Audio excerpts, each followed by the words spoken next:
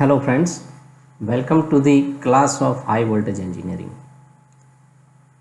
So we have discussed the measurement of high voltages and high current in high voltage laboratories considering the few of the techniques. So in previous lecture we have discussed the series resistance microammeter method, resistance potential divider method, series impedance ammeter method, and capacitance potential divider method. So these methods actually needs a physical connection with respect to the high voltage source. So if we are considering the magnitude of the high voltages that we want to measure during the testing, then we can consider those methods more severe, and of course it needs a better protection and the precautions when it needs to be handled. So ultimately there are the two basic types of devices which we can use for the purpose of measurement. Either we can select the contact type devices or we can select the non-contact type device. So the best advantage of utilizing the non-contact type device is we can avoid the direct connection of our metering equipment with the high voltage source, and also it provides a physical isolation between the person who is handling the measuring equipment with respect to the high voltage source. So safety that we can obtain from the non-contact type device is far better compared with the contact type devices. So today I am going to discuss about the generating voltmeter, electrostatic voltmeter, capacitance voltage transformers, and at the end we will see the capacitor type peak voltmeter. So let us start with the generating voltmeters. So here you can see the schematic diagram of generating voltmeter, which is actually the rotating vane type. So generating voltmeter normally, as you can see in the schematic diagram, provides a physical isolation between the high voltage source and the metering equipment. So if I am showing you this S3 is the high voltage electrode and this meter is the measuring instrument, which is moving coil ammeter. So here you can see now there is a complete isolation observed between the high voltage source and the metering equipment. So high voltage measuring device which employs the generating principle when the source loading is prohibited, as with Van de Graaff generators, or with direct connection to the high voltage source is to be avoided, the generating voltmeters are used. The generating voltmeter is actually known as a variable capacitor electrostatic voltage generator which produces the current proportional to the applied external voltage. So here now it is clear that the generating voltmeter is nothing but it is a one kind of variable capacitance electrostatic voltage generator. Okay, so here you can see how this variable capacitance principle is obtained. If you look at to the schematic diagram of generating voltmeter, you have one high voltage electrode. So you can consider this electrode as Van de Graaff generator. Now suppose I want to measure the voltage which is generated by the Van de Graaff generator without making any physical contact. Okay, and as you know that the Van de Graaff generator produces the high DC voltage magnitude, and to measure that DC voltage magnitude, suppose I am using this generating voltmeter. So now this S3 represents the high voltage terminal of Van de Graaff generator from where I need to take the measurement. This S0, S1, S2 are the part of the generating voltmeter. So S0 is nothing but it is the rotor, and here you can see the design of the rotor. It looks like this. Okay, here you have the rotating vane type construction of the rotor, and the rotor of this generating voltmeter is connected to the shaft of the rotating machine, which is a constant speed machine. Okay, it may be the synchronous motor or it may be the other type of constant speed motor. So the rotor of generating voltmeter is connected to the shaft of the rotating machine. S1 S1 and S2 both are the fixed electrodes. So here you can see the construction of the S1 is like this. Okay, it possesses the shape exactly same to the shape of the rotor vane. So here you have the holes and the other portion will be solid in nature. So as the rotor starts rotating, you will have the variable capacitance principle, and to obtain this variable capacitance, normally the insulation is placed between the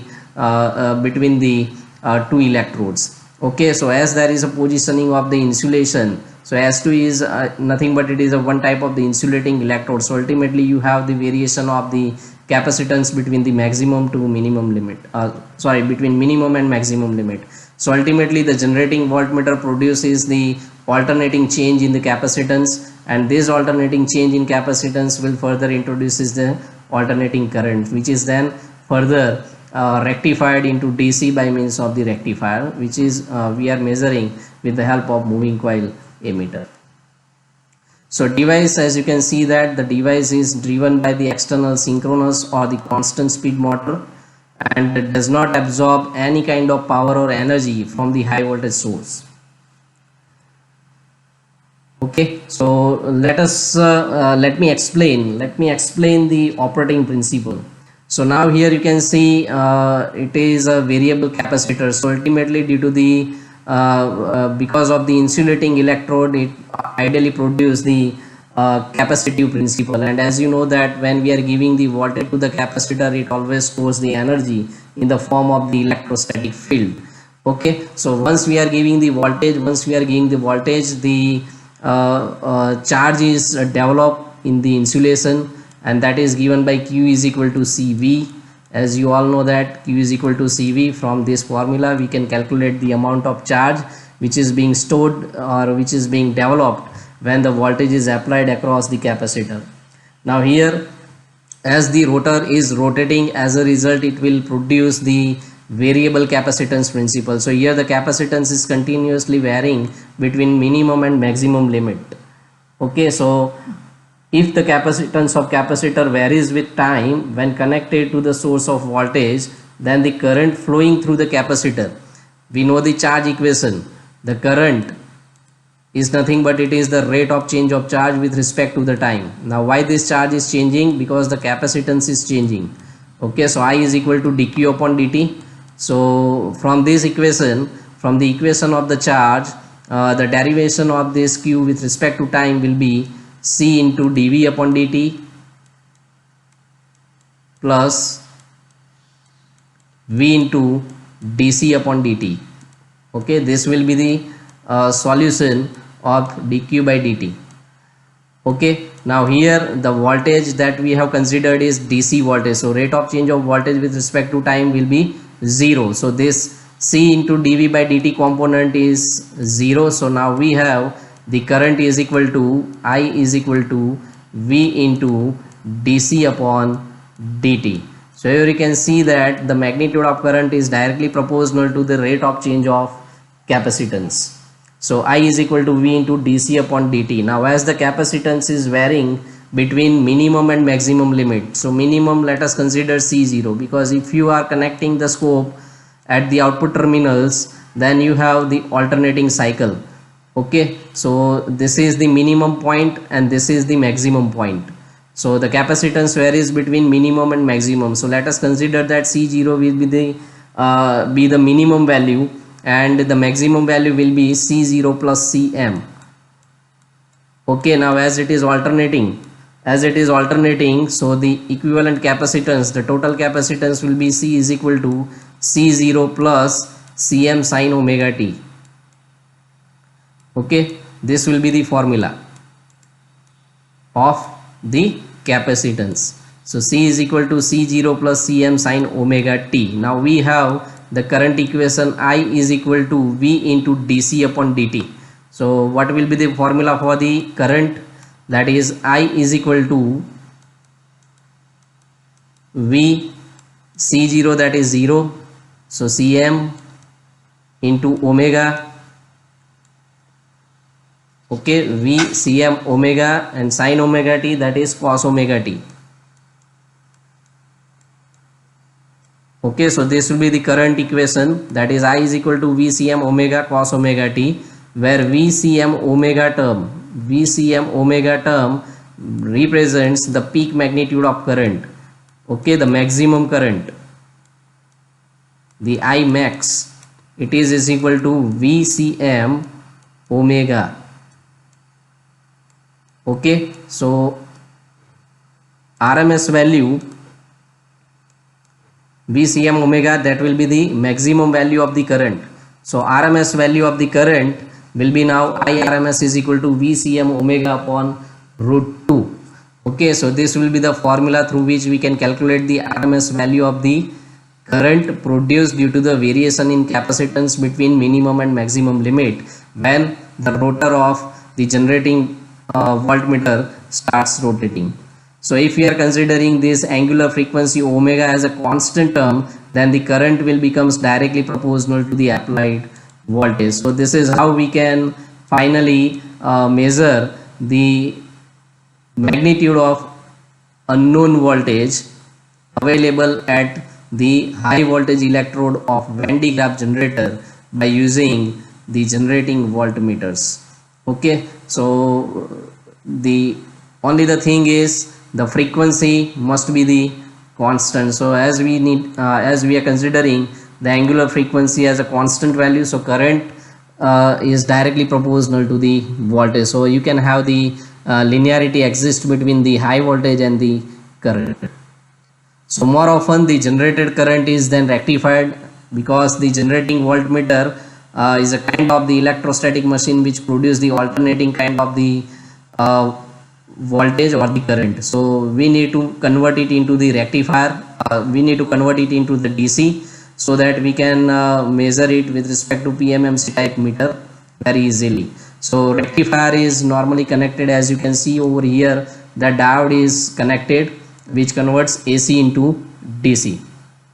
So generating voltmeter not only used for the purpose of measuring the DC voltages, but it can also be used for AC voltage measurement, provided that the angular frequency must be the same or equal to the half of the supply frequency, just to obtain the direct proportionality between the voltage and the current. Now as the signal which is being generated by generating voltmeter is quite small, which we cannot measure directly, so it needs amplification. So amplifier is needed if the shunt capacitance is too large or the longer leads are used for the connection to the rectifier and meters. Okay, so the problem arises only when the shunt capacitance is large enough or the longer wires have been used to make the connection of rectifier and the meter. So in those cases it needs the amplification. The instrument is calibrated using the potential divider or the sphere gap. Of course the calibration is very important in case of the measuring field, because once we are calibrating the devices after its longer life, we can have the knowledge of amount of error. So if the error lies within the prescribed limit, then we can reuse the same measuring equipment. But if the error is not falling in the prescribed range, then we need to replace it. So calibration is very important, and the calibration of generating voltmeter is done by using the potential divider or by means of the sphere gap. So generating voltmeter with rotating cylinder consists of two excitation field electrodes and a rotating two-pole armature driven by synchronous motor at constant speed. If you look at to the internal construction of the generating voltmeter, then you can find the two field electrodes and one rotating two-pole armature which is driven by the constant speed motor. The AC current flowing between the two halves of the armature is then rectified by commutator, whose arithmetic mean may be calculated from this formula. Okay, so I is equal to n upon 30 into delta c into v, where delta c is the c max minus c mean. So ideally c mean is 0 for the symmetric voltage. So when the voltage is not symmetrical, one of the electrode needs to be grounded, and the c mean has some finite value. The factor of proportionality delta c can be determined from the calibration. So this device can be used for measuring AC voltage, provided that the speed of driven motor is half the frequency of the voltage to be measured. So the 4-pole synchronous motor with 1500 RPM is suitable for 50 Hz of frequency. For the peak value measurement, the phase angle of the motor must also be so adjusted that Cmax and the crest value occur at the same time. So this special care you need to consider when you are handling generating voltmeters for the measurement of peak voltages. Here the calibration curves have been given for the two different types. One is the rotating cylinder type and second is rotating vane type. So here you can see as you are increasing the voltage, the current increases linearly. So if suppose we are applying 40 kV and using rotating cylinder type, the current that will be indicated is somewhat around 3.6 or 3.7 microampere. But if I am using rotating vane type and 10 kV, then you can see over here the current is 1 microampere. So you can see that the accuracy of rotating vane type is somewhat better as compared to the rotating cylinder type. So to measure the unknown magnitude of voltage, you have to follow this calibration curve. So once you have the record of the current, based on that current value you can determine the voltage magnitude. The advantage is, as it provides a physical isolation between the source and the meter, so there is no source loading, no direct connection to the high voltage electrodes, so it provides better safety. The scale is linear and the extension of the range is very easy to achieve. It is very convenient instrument for the electrostatic device like Van de Graaff generators and the particle accelerators. The limitations are they need the calibration, the careful construction is needed, and it is tedious instrument requiring the auxiliary drive. So ultimately, as it needs auxiliary drive, so it is too costly.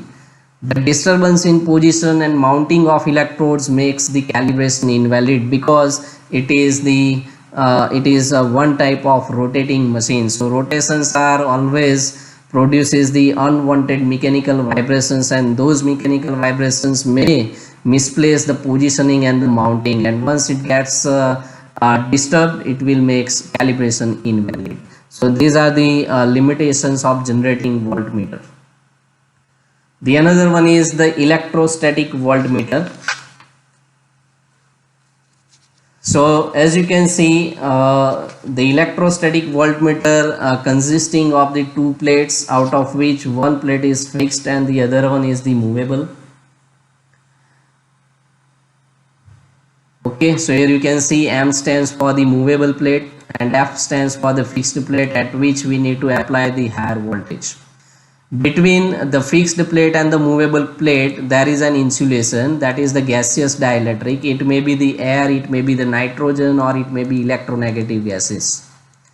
Okay, so generally the electronegative gases are more preferable because of its high dielectric strength, as well as it will help us in keeping the field uniform between the two plates when they are subjected to the heavy tension or the heavy potential. The another thing is the guard rings. The guard rings are provided just to avoid the corona discharges, so that we can keep the field uniform between the two plates. So how it works when we are applying the voltage? When we are applying the voltage, the two charges of different polarities are gathered on the two plates. So according to the law of Coulomb, there always be the force of attraction, and because of that force of attraction, the movable plate is now attracted towards the fixed plate when the voltage is applied. Now as it is moving, as you can see over here, the movable plate is connected through this assembly which contains the mirror on which the light is radiated. Okay, the light is radiated from the light source, and from the mirror surface it gets reflected over the scale. So when there is no voltage, there is no motion has been observed, so the mirror will remains at a steady position. So in that condition, the reflection of the light will fall onto the zero value. But as the voltage is applying, the moving electrode is getting attracted towards the fixed electrode. As a result, it will shift the position of this mirror. As a result, the reflection of the light changes its position onto the scale. Okay, so the movement has been observed till the voltage is becoming maximum, and at the end it will remains fixed. So you will have the indication of the voltage. So here you can see again there is an isolation between the metering between the scale and the high voltage. Okay, so here you can consider the observer. So there is a physical isolation observed between the observer and the high voltage. So electrostatic voltmeter works on the principle of electrostatics. The electrostatic voltmeter employs two parallel plates which are separated by dielectric medium like air, nitrogen or SF6. Out of these two plates, one plate is fixed and other is movable. The high voltage is connected with the fixed plate and applied across its dielectric. So again the capacitance principle is there. So energy stored by it is given by W is equal to 1/2 CV square. Okay, now when the voltage is applied, the movable plate is getting attracted towards the fixed electrode. Okay, so now as it is moving, the capacitance between the two plates is changing, because if we are considering the empirical formula, C is equal to epsilon A upon D, any variation in the distance of separation will change the capacitance value. And once the capacitance is changing, the amount of energy being stored is also changing. So rate of change of energy is now dW is equal to 1/2 V square into DC. Now why this is happen? This is happening because of change in the capacitance. And why this capacitance is changing? Because when the high voltage stress is applied, the movable plate is attracted towards the fixed plate. As a result, the distance between the two electrodes is changing. So as the distance between two electrodes is going to be changed, the capacitance is changing, and as the capacitance is changing, the energy stored is also changing. So why this is happening? This is happening because of the mechanical movement. Okay, so the mechanical energy is given by F into dx. So this F into dx will cause the change in the amount of energy stored by the capacitor as the capacitance is changing due to change in the length of gap.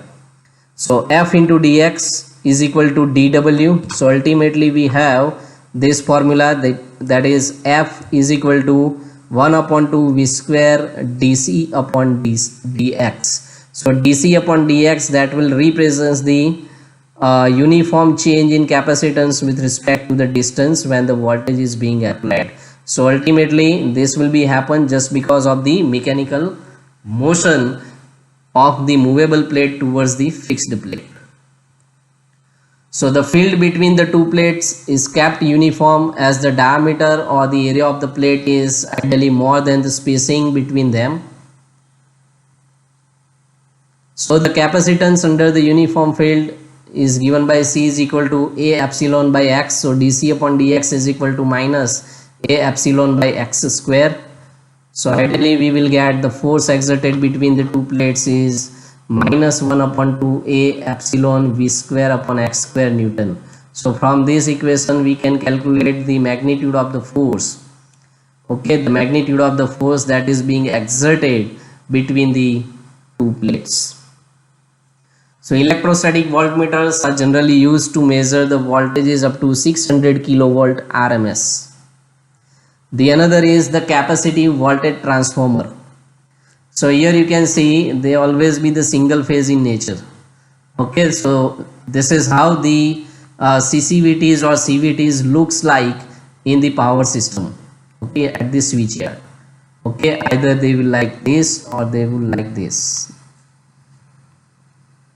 So here the figure A represents the schematic representation of capacitive voltage transformer. So it basically works on the principle of resonance. So first you have to create the resonance, and to create the resonance it needs a variable inductance. So once the resonance condition has been created, it will allow to measure the voltage. So it is a single phase device. As you can see over here, the 3 CVTs are used and connected to each of the phases, R phase, Y phase and B phase. So they are single phase device used to measure the high voltage AC where the potential transformers becomes uneconomical. It is also known as a capacitance coupled voltage transformer. As you can see over here, this is the capacitance potential divider. Here you can see the capacitors are there. So capacitance coupled voltage transformer, and it is used in power system to step down the extra high voltage signals either for measurement or to operate the relay. So stepping down can be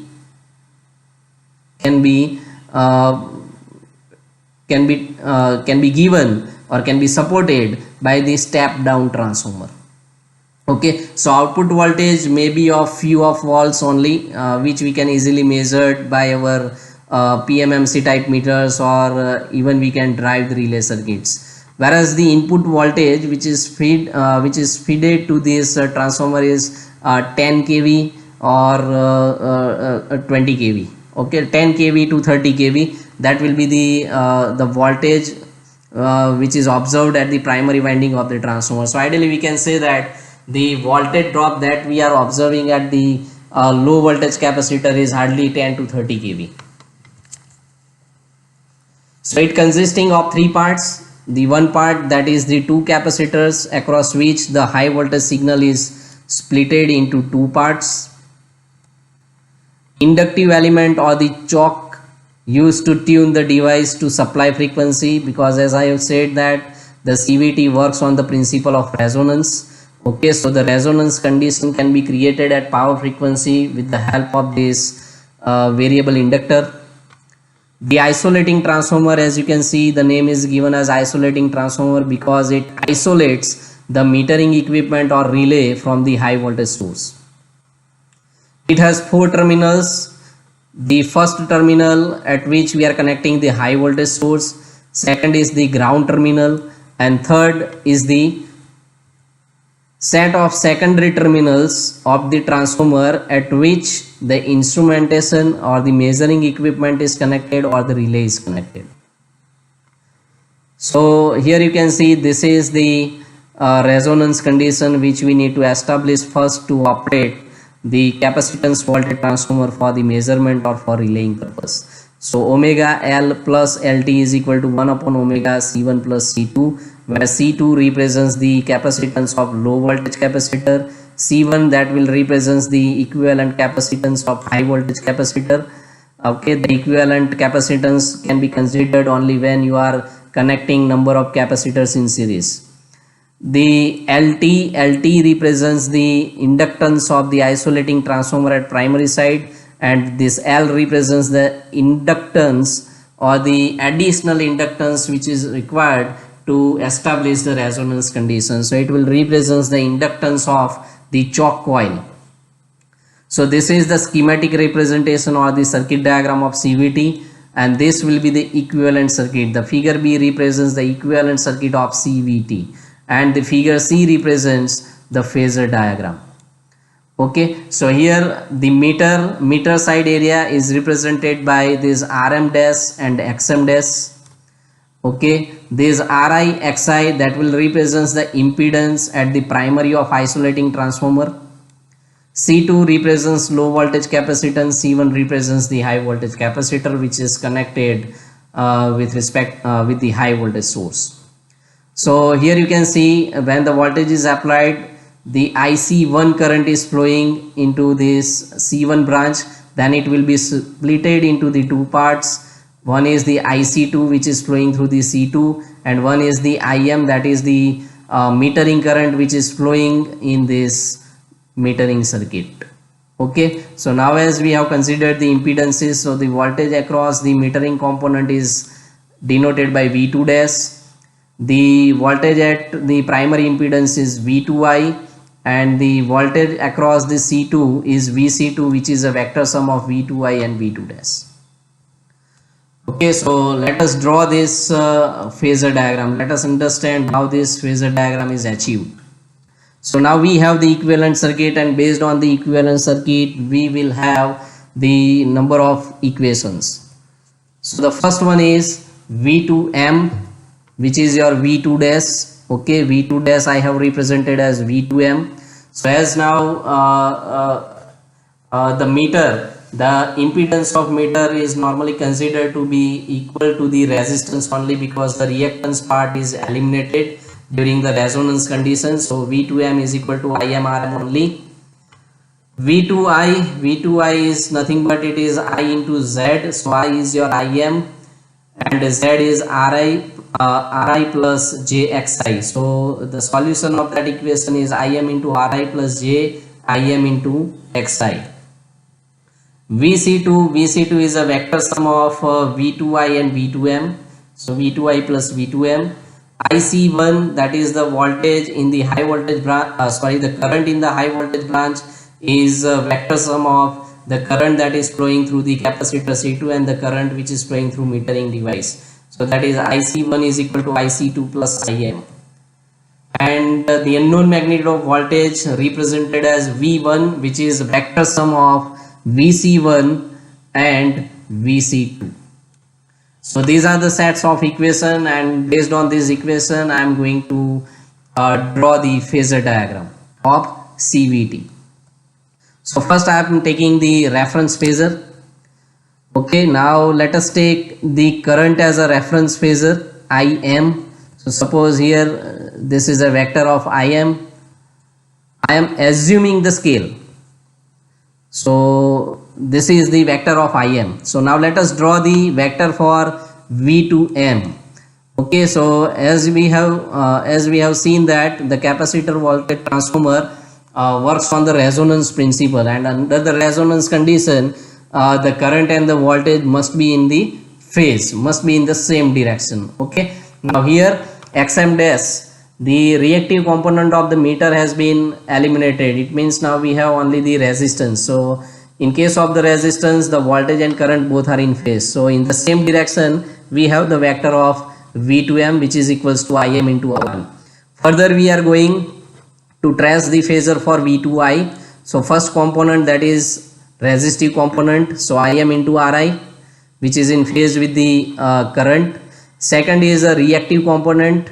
Okay, so pure inductor, and in case of pure inductor the current lags the voltage by an angle of 90 degree.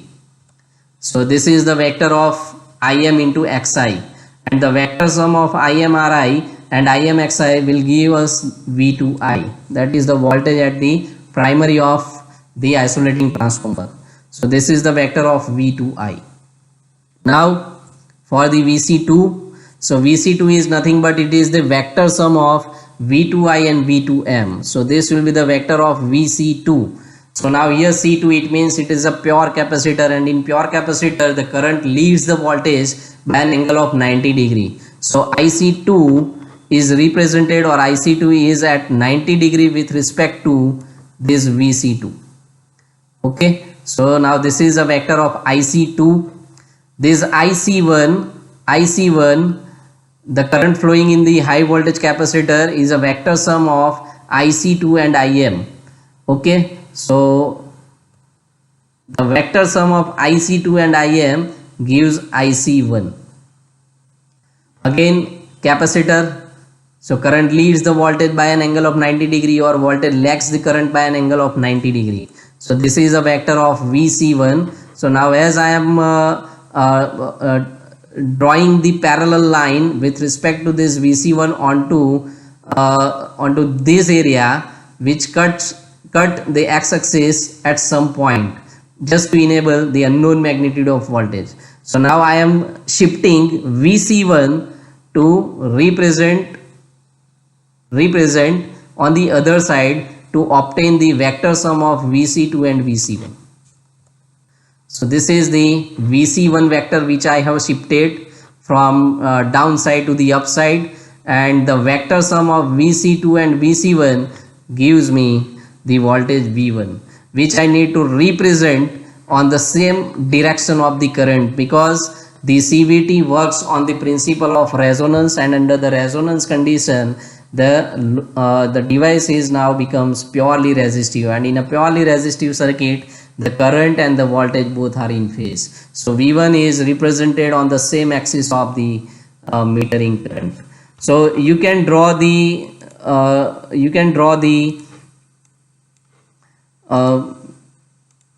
phasor of CVT like this or like this.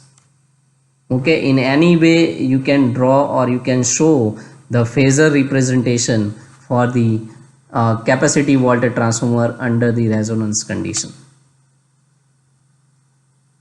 The applications: it is used for the measurement of high voltages, usually the extra high voltages where potential transformer becomes uneconomical.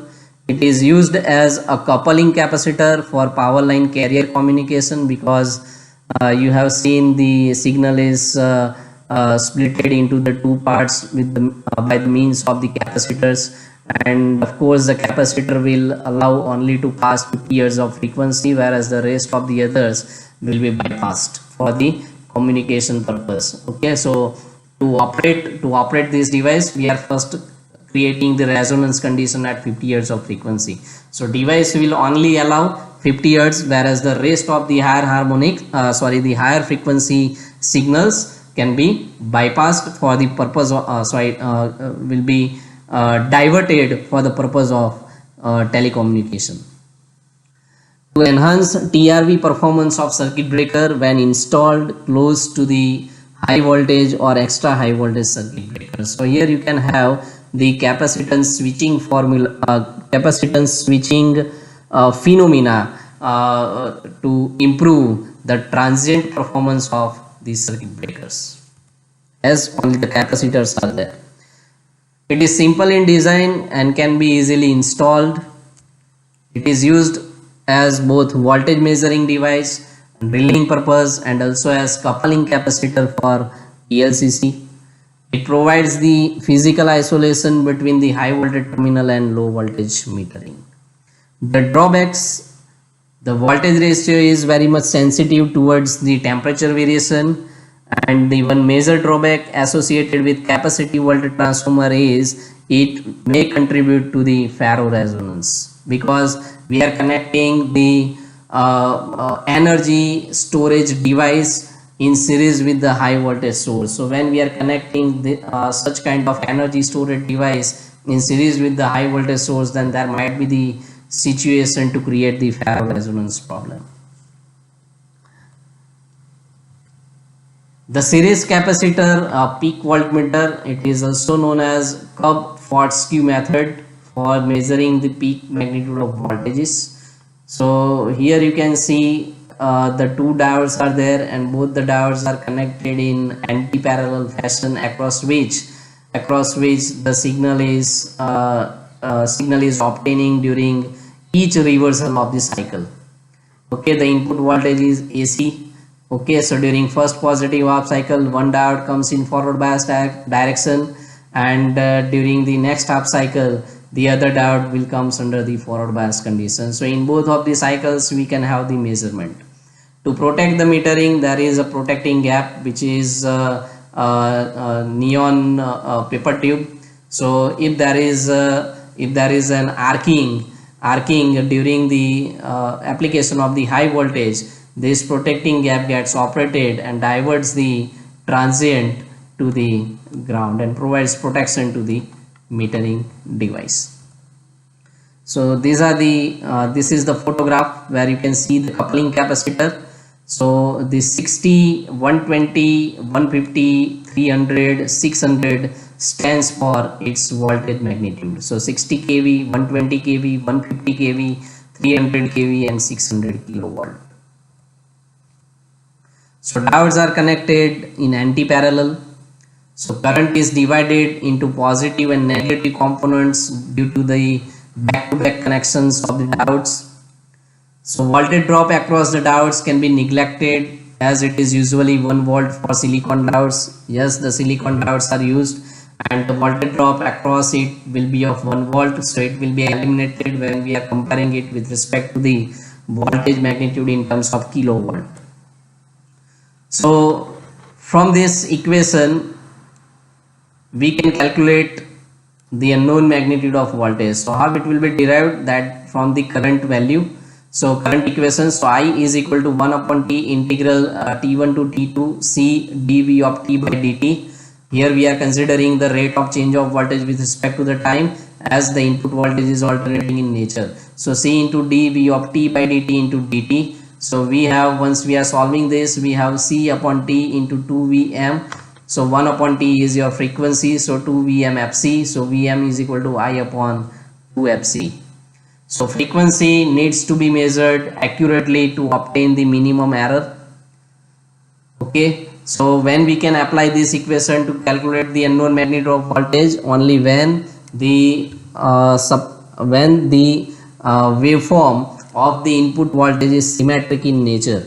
But what will be done if suppose the input supply or input voltage contains the harmonics? So if the voltage wave contains more than one peak because of the harmonics which may be created due to the heavy pre-discharges or the testers at the test circuit, then the above equation cannot be used to find the peak value of voltage, as it fluctuates between minimum and maximum limit.